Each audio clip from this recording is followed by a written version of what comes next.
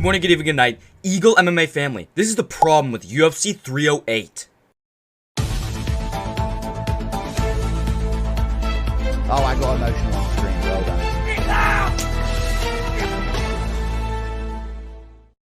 Right, so first up, guys, we're on the road to 1K subs, so make sure you hit the subscribe button. Make sure you like, turn on notifications to pump the algo. We got a big video coming out at 1K subs. Right, also here are the Tapology winners, the top 5 Tapology winners. Get shown every single week on Eagre News. Right, so if you want to show and brag to everyone that you have the best predictions of all time, make sure you join my Tapology so you can be one of these top 5. Right, so let's break down the card, right? Starting with the early prelims, ending with the main event, with the early prelim opener of Renat Fakhreddinov versus Carlos Leo. Guys, this was an absolute robbery. No, it wasn't, because guess what? I didn't watch it. I'm on Cali timing. The card started at 7 a.m. I wanted to make brekkie, so I didn't watch it, and I picked Renat Fakhreddinov, so no, it's actually not a robbery. 30-27 is a great scorecard. But next up on the card, Ismail Nurdiev, nerd in the name, versus Bruno Silva. I have no idea why. I have a problem, guys. I have a serious problem that I want to out to you. I want to be serious here. I want like a little bit of a therapy discussion. For some ungodly reason, I keep picking fighters that I know are going to lose. I knew Bruno Silva was going to win this fight, but I'm like, there's no way he's that bad. He's not going to lose to someone named Nurdiev. Oh, I guess I'm wrong again. This was an absolutely pathetic performance from Bruno Silva. Ismail Nurdiev, I mean, he didn't even look that great. Ismail Nurdiev did not even look that great. Bruno Silva looked like a can. He looked like an absolute can. I think cut him from the UFC. He's 1-6 in the UFC after his Alex Pereira fight. Just get him out of here, right? I mean, a returning debutant, Ismail Nurdiev, just destroying you. Like, did Bruno Silva even win a fucking round? But next up on the fight, Farid Basharat versus Victor Hugo. 3-round decision. Farid Basharat beats Victor Hugo. Wow, who could have expected it? Who could have expected? Farid Basharat wins another not really entertaining decision. Who could have expected that? Yeah, I picked Basharat by decision because guess what? You see Basharat in the name, you pick decision. The Basharat bros literally fight like it's WMMA, right? Every WMMA fight, I see decision. And guess what? I have a 70% prediction rate on women's MMA. Right? I picked every single Basharat fight fucking perfectly. But if you guys don't know, Victor Hugo also weighed in at 140 pounds, the featherweight. This fight was at featherweight, technically, even though Basharat and Hugo are both bantamweights. So, hey, guess what? I'm still going to say good performance from Basharat. Listen, he's so fucking boring. I cannot stand the Basharat bros. But at the end of the day, he still got a clear 3-round decision over Victor Hugo, who's not good. But the fact that he was like 10 pounds heavier than Basharat leading up to the fight is still a good thing from Basharat. I do think Basharat could touch the rankings. I don't think he'd beat really anybody in the top 10 at all. He could be like a Pedro Munoz like later on, right? Pedro Munoz is already, you know, his time is ticking, but you know, Basharat, hey, decent performance, right? But let's get into the next fight.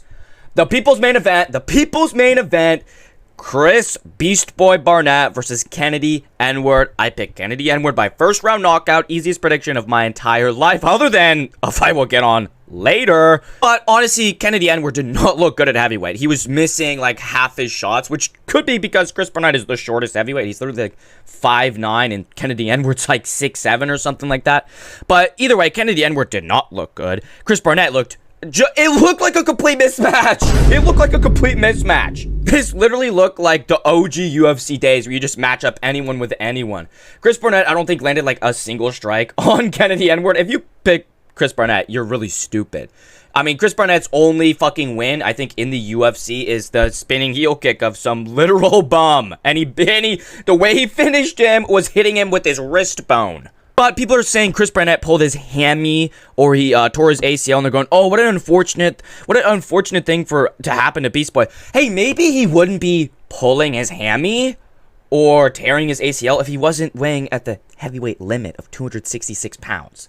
I mean, like, let's be honest here. But on to the next fight. I mean, listen, the first half of this card was just pathetic. The next fight, Abu Magomedov versus Bruno Ferreira. Again, I have a problem. I have a problem. I think I need an intervention or something, because for some reason, I picked Bruno Ferreira. For some reason, I believed in him, even though he got sparked out cold by Nursultan Ruziboyev in like the first 30 seconds. I have no idea why I picked Bruno Ferreira. Because I thought, hey, you know why I picked Bruno Ferreira? Because I thought Abu Magomedov is so bad.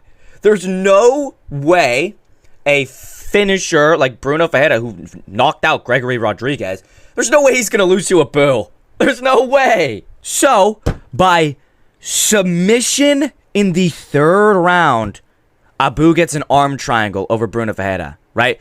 This is the problem with Bruno Ferreira, is for some reason he thinks he's like skilled. Hey, Bruno Ferreira, why do you think you have like skill and like technique? You're not a champion. You're a gatekeeper at best. You're gonna get cut from the UFC by the end of 2025.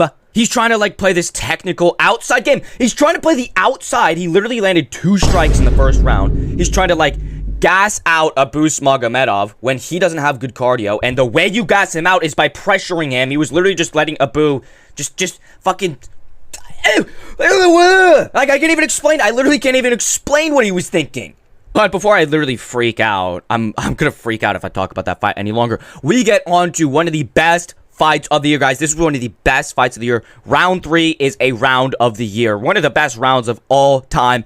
Mateusz Rebecki versus Miktybek Orolbay. Hey, just gotta say this. I picked Rebecki by decision because I'm smart. I picked Rebecki by decision because I'm a smarty pants. Miktybek Orolbay, unfortunately, just does not... He just doesn't have any finishing ability, right? We saw this, and I'll break down the fight first. First of all, Mateusz Rebecki gets the first round. He broke Orolbay's orbital. He broke his orbital. I thought the fight was about to be a doctor stoppage. It looked nasty on Orolbay. The doctors came in. How many fingers are you holding up? 2. He somehow continues the fight. Eventually wins the second round. He's starting to beat up Rebecki a little bit, and both of them are starting to gas. Third round comes along. Rebecki rocks Orolbay, knocks him down, literally is beating the shit out of him. He landed 50 significant strikes. Mateusz Rebecki landed 50 significant strikes from the point of when he knocked him down. And Miktybek Orolbay is literally a zombie. He's completely unconscious, just standing up. This was absolutely crazy. And not only did he literally... Was he dead? He was a dead body being possessed and fucking his soul being brought back to life. He came back and started to beat the shit out of Rebecki. I mean, this was a absolutely crazy fucking fight. One of the greatest rounds of all time, round 3. But Miktybek Orolbay didn't win the third round. He didn't win the third round. Jacob Montalvo, whatever the fuck your name is, that's stupid. Some judge scored the third round for Orolbay. Watch the round, dummy. Were you watching the same fight? But either way, fucking fantastic fight. I knew Rebecki was gonna win. I got better MMA to change his pick to Rebecki because I'm smart. I get the picks right that matter. I went 7-6 on the card, but I got the ones that matter correct. And on the next fight, Jeff Hands on a Wheel Neal versus Rafael Dos Nachos. Jeff Neal gets the KO in the first round. This was easy. And again, RDA apparently pulled his ACL. Oh, well, another old head getting injured in the cage. Hey, that's what happens when you're 40 years old. That's what happens when you're 40 years old and you've been fighting in the UFC for 20 years. You're going to get injured in the cage. And before that, Jeff Neal landed a clean 1-2 on RDA. When he was waiting to be announced in the cage, he looked so like chill and shit. He looked so nonchalant. He was such a nonchalant dreadhead off the scissor, right? Just went out there, looked good before Rafael Dos Anjos injured himself from being old. He's chronically old. But on the real people's main event, the feature fight, not the feature fight. What am I talking about? The fuck am I talking about? Ibo Aslan versus Rafael Serqueira. I'm literally not even going to talk about this fight at all because, again, I'm going to freak out and start screaming. I don't want to start screaming again. I lost my voice on my live stream because I went crazy. But Ibo Aslan gets the most fucking pathetic, disappointing finish of all time. Mark Goddard. Hey, Mark Goddard. Are you drunk? Mark Goddard, are you off the perkies? You off the Fenty? Are you nodding out in the middle of the octagon? Ibo Aslan just landed like 20 strikes to Rafael Sirgeria, who was just covering up and not doing anything. Pathetic from Rafael. But also, that does not warrant a stoppage, right? That fight did not warrant a stoppage at all. He was, like, clearly not hurt. He was clearly able to defend himself. Pathetic from Goddard. Pathetic from, Rafael. And Ibo Aslan, hey, future champion, guys. But under the next fight on the card, Shara Magomedov knocks out Armen Petrosian in the second round with a double spinning back fist. Shara Magomedov did not look good in this fight. I do have to say this. Hilarious knockout. One of the best knockouts of the year. One of the best knockouts of all time. That's gonna be like a 20 million view fucking short of him knocking out Petrosian. Armenia, better put all your stock in Saryukian, because, hey, that's all you got at this point. But Armen Petrosian also landed 50 leg kicks on Shara Magomedov, and he was doing work to Shara in the first round, before Shara in the second round ultimately picked up the pace, started to walk down Armen Petrosian, and he faked a side kick to the body, went in with the spinning back fist, didn't land clean, and then turned to the other side to throw the opposite side spinning back fist, knocks down Armen Petrosian. It was a bit of an early stoppage. He still would have knocked out Armen Petrosian. He was clearly, like, out of it. He was about to get finished. Still a little bit early, but it doesn't really matter because the knockout was so funny. I'd rather have that, honestly, a hilarious, walk away, walk off knockout. I'd rather have that than, having him double spinning back fist and then go in and knock him out cold with the ground and pound. It looks cooler. It's better for like a short. It's better for views. But under the next fight, Lerone Murphy versus Dan Eagre. Dan Eagre. Again, this problem I have, it's chronic. I have a chronic problem. I go, Dan Eagre, there's no way Dan Eagre's gonna lose. There's no way. He has like the perfect style to beat Lerone Murphy, and he was beating him in the first round, knocked down Lerone Murphy bad. He nearly about fucking knocked him out.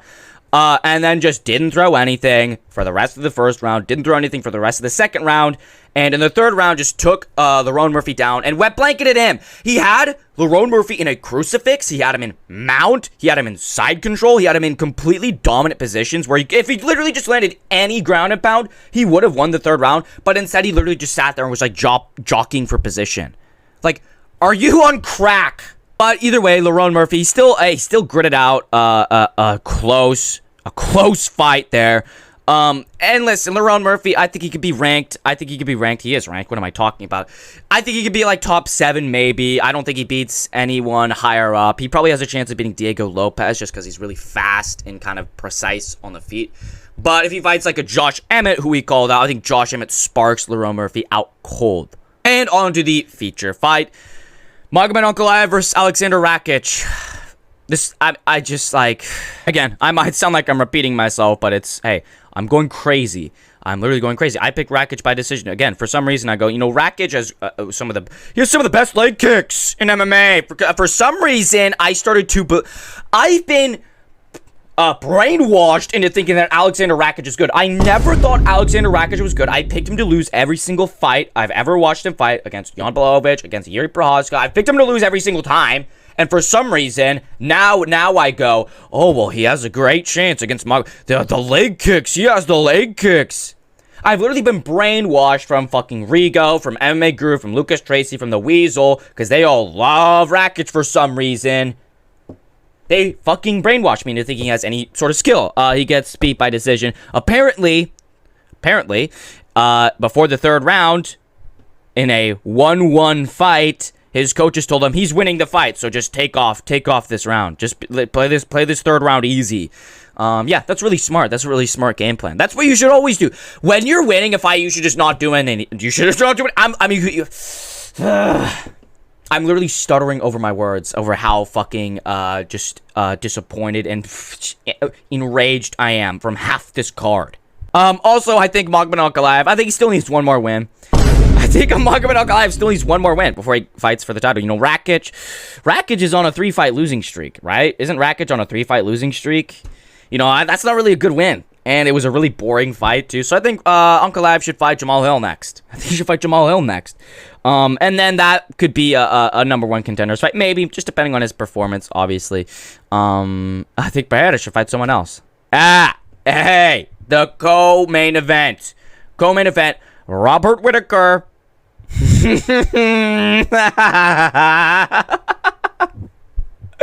Robert Whittaker versus Khamzat Chimaev. I mean, this co-main event and the main event have just literally made my week. They've made my week. Khamzat Chimaev literally just Robert Whittaker in the first round. Absolutely mocked him. He literally just, from the start, like, played the range game for, like, 20 seconds with Robert Whittaker. Immediately blast double. Picked up Robert Whittaker, fucking slammed him to the ground. Robert Whittaker got back up. Khamzat took him right back down. Gets back up, right back down. That happened like 3 times. Khamzat gets the full mount. Robert Whittaker gives his back up against the fence. Khamzat Chimaev puts in a rear naked choke over Robert Whittaker's mouth, like a neck crank. Literally, the second he does that, the second his arm goes over and he starts squeezing, Robert Whittaker goes, please help me! Like absolute prey energy. He's a prey animal beta bitch. I picked Khamzat Chimaev by first round knockout. I was predicting that the first jab he was going to land was going to knock out Robert Whittaker. But I think that coincides with the first real anything Khamzat did, putting in that neck crank. Immediately, Robert Whittaker taps. I knew he was going to break Whittaker immediately. And guys, actually, he dislocated Robert Whittaker's jaw. I'll show the picture on screen right now, and I'll have to cover some of it up. But just look it up for yourself. It's on Twitter. You can look it up. Nasty! He literally broke his face. He literally broke his face. Right, one thing I do have to say, great performance from Khamzat Chimaev, but people saying, oh, he's the weasel. I'm talking about the weasel, basically, saying, I think he beats everyone in the division. I don't think anyone stands any chance beating someone like Robert Whittaker that good. Robert Whittaker sucks! Robert Whittaker sucks! He's so bad and he's frail. Dricus 2+, the only reason Dricus 2+C did beat Robert Whittaker earlier in the fight is because he was opting to strike with him instead of just immediately taking him down. We saw in that fight in the first round with Dricus versus Robert Whittaker, that the second he took him down, he immediately started beating the shit out of Robert Whittaker. Either way, it's still a great performance from Khamzat, but he does not beat Dricus, right? I think he should get a title shot. I think Khamzat needs a title shot, absolutely. His momentum is crazy right now, especially just breaking Robert Whittaker's face. I still think Dricus beats him. I think Khamzat does beat people like Sean Strickland, though. I think he beats I don't know, Jared Cannonier. I think he beats pretty much everyone else in the division, except for maybe a Kyle Baralho. I think maybe Kyle Baralho could grit out, kind of get to that 3rd, 4th, 5th round. And if he does, I think he could get it done. And I think Robert Whittaker should fight Nasruddin Imavov. I want Robert Whittaker to get knocked out by Nasruddin Imavov. I'm predicting this already. The next person that Robert Whittaker fights, he's going to get knocked out by. And I want it to be Nasruddin Imavov. It makes sense because, hey, we need contenders at middleweight. We have Imavov, we have Baralho, but they still need one more win. Now we have a Khamzat. There's time for him to fight Dricus and for both of those contenders to fight for their number 1 contendership. Maybe put them up against each other, but I'd rather have either one of them. I'd rather have either one of them fight different people because I want to see more dynamic matchups. I also just want to see Robert Whittaker get knocked out. That's just what I want to see. But enough blabbering about the co-main event. Let's get on to the main event. Ilya Matador Topuria knocked out Max Holloway in the 3rd round. So, I mean, I laugh in the face. I laugh and cackle and giggle and kick my little toes in the face at anybody who picked Max Holloway to beat Ilya Topuria. Ilya Topuria knocked out Max Holloway when he knocked out Volkanovski. Ilya Topuria already beat Max Holloway. He already knocked Holloway out in the 3rd round before the fight even started. People don't know this. Look at Ilya Topuria's tattoos. Ilya Topuria does rituals. He does magic. Magic? Hey, the blessed express. To be the best, you have to beat the best. And the best is blessed, baby. Well, guess what? Magic and curses beats blessings, Lil Hollywood. But this was a fantastic performance from Ilya Topuria. Fantastic performance from him. He won the first 2 rounds. This was it was still a competitive fight, but he won the first 2 rounds convincingly. And in the 3rd round, he rocks Max Hollywood with a right hand. Comes in with a barrage, literally leaps into Max Hollywood, walking hood-ass Jip Buckley style with a setup right hand into a left hook off the break. Fucking sparked him out cold. He sparked him out cold. Who said he was going to spark Max Hollywood out cold and finish him with ground and pound? Oh, he's got 2 thumbs and he's wearing the Fiesta Island hat. Max Hollywood. Max Hollywood. Go back up to lightweight, little bro. Hey, Max. Oh, little Hollywood. Little Hollywood gonna cry. Is little Max Hollywood gonna cry because he got knocked out by Elio Topuria? Max Holloway should have never gone back down to 145. And I was saying this. I've been saying this since his fight with Justin Gaethje. I've been saying this. He bulked up heavy. He was weighing, I don't know how much, but he was weighing like 180 fucking pounds, if not more, when he bulked up to lightweight to fight Justin Gaethje. He looked bigger than Justin Gaethje, who's already one of the biggest motherfuckers in that division. Right, he took some damage in that fight. He got knocked down for the first time in that fight and then sucked himself all the way back down to 145. It was a recipe for disaster. That's why I've been so confident in Ilia Topuria by KO. I picked him by 2nd round KO. I thought he was going to get it done a little sooner, but he's got it by 3rd round KO and he sparked him out cold. Right, and I do want to make a point here. People are saying Ilia Topuria is the featherweight GOAT. Not yet! I'm such an Ilia Topuria head. I'm such an Ilia Topuria head. I've been picking him. I've been picking him since I think Bryce Mitchell. I don't know. I don't know. It doesn't matter, but I'm an Ilia Topuria, so I've loved him since before he fought Josh Emmett. He is not the featherweight GOAT yet, okay? He's not the featherweight GOAT yet. Volkanovski had just gotten knocked out at lightweight and beaten at lightweight as well. Hollywood is way out of his prime. Like, listen, there's still amazing wins. He still beat some of the two amazing featherweight champions, but it's not enough yet. He still needs at least 2 more wins, I think, to be in contention, because Jose Aldo is still the GOAT, and then it goes, you know, Ilia Topuria, Volkanovski, Conor McGregor, Max Hollywood. That's Max Hollywood's the worst featherweight champion of all time. But I think it's more so just resume, right? The only wins he has before these 2 fighters are Josh Emmett and Bryce Mitchell, which, listen, they're good wins, they're solid wins, but like he needs at least like 1 more high level fight. Like if he beats the winner of Evloev versus Aljamain and he beats like Diego Lopez or somebody else who's high enough level to get that title shot, then I think you can start calling him the GOAT. I think he's in somewhat contention now, but I just think he needs to put on 1 or 2 more performances over high level opponents. But that is the breakdown, guys. And I just want to say a couple other things, too. First off, I have one of the best podcasts of all time coming out soon. This week, most likely. People don't even know, and I'm not going to announce it yet until it comes out because you're not allowed. You don't deserve to know. Only, you know, only people that, hey, those who know, those who were touched by Eagle at Camp Fiesta Island, they're the only ones that know. I'm not going to announce it yet. Second of all, there are a couple of fights I want to talk about, just briefly, very, very briefly. In the featherweight division, Sean Woodson versus Fernando Padilla. Good little scrap there. Sean Woodson, I do think, can become ranked. I think he can be ranked. I think this fight gets him a ranking in the featherweight division. Fernando Padilla, not great. You know, just not great. He's just kind of a bit of a pussy, honestly. But Sean Woodson, I think he could be like a top 10, right? I think he could, you know, probably not a champion or title contender, let's be honest. He's weird. Weird body. But I think he could do some decent things. A couple other ones. Saeed Nurmagomedov has another fight. Obviously, his fight for UFC 308 was canceled. He now has a fight with Daniel Marcos on December 14th. Who cares about that fight? Honestly, Daniel Marcos sucks. Saeed Nurmagomedov sucks. But a fight in the middleweight division, Ikram Aliskerov versus Andre Muniz. This will be a fight of the retards. This will be a fight of the retards, honestly. This is such a low-level fight. It's crazy. This is such a low-level fight. It's crazy. Andre Muniz has the worst striking in the UFC. Ikram Aliskerov has a ungodly... Bro, to get knocked out by Whitaker is literally crazy. And it'll probably be entertaining, but it'll be, like, you know, entertaining in, like, you know, Muhammad Usman versus Jake Collier. Entertaining. Have you seen that new Guru doc? Very informative stuff. Eagles fly high. No, haven't seen that.